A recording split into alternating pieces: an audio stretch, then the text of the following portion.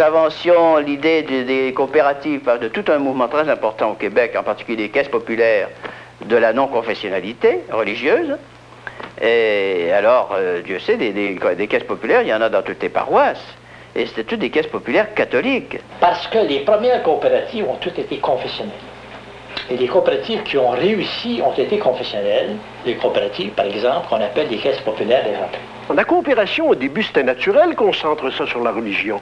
Parce que la société la mieux organisée, c'était la société religieuse. Ici, c'était la paroisse, par exemple, qui était extrêmement bien organisée et qui était démocratique. On votait pour élire les marguilliers et le reste. Quand est arrivé avec la guerre, la fondation de nouvelles coopératives, de nouveaux types de coopératives, par exemple de consommation, et qu'on a fondé à ce moment-là le Conseil de la coopération.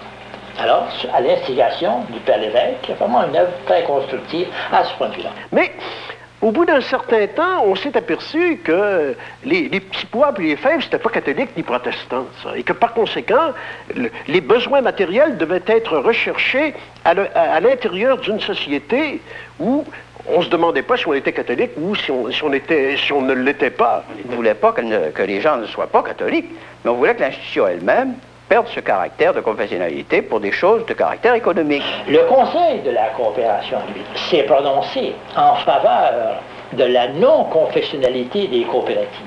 La confessionnalité des coopératives, ça avait soulevé une sorte de tollé extraordinaire et qui avait été jusqu'à embarquer le Père Lévesque lui-même dans une sorte de procès.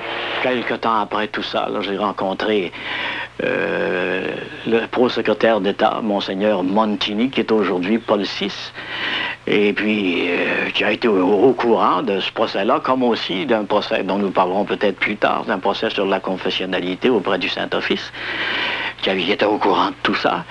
Et je suis allé le voir en passant à Rome, et il m'a encouragé, il dit, continuez, vous avez gagné ces deux procès-là, continuez votre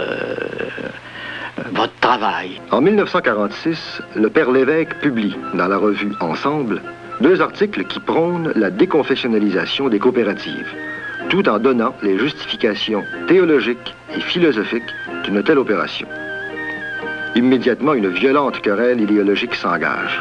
À Montréal, l'école sociale populaire, dirigée par les Jésuites, contre-attaque avec un mémoire contestant les thèses de Québec et réclamant des autorités ecclésiastiques la destitution du Père Lévesque. L'affaire ira à Rome, sera plaidée au Saint-Office devant le cardinal Ottaviani et se terminera par un non-lieu.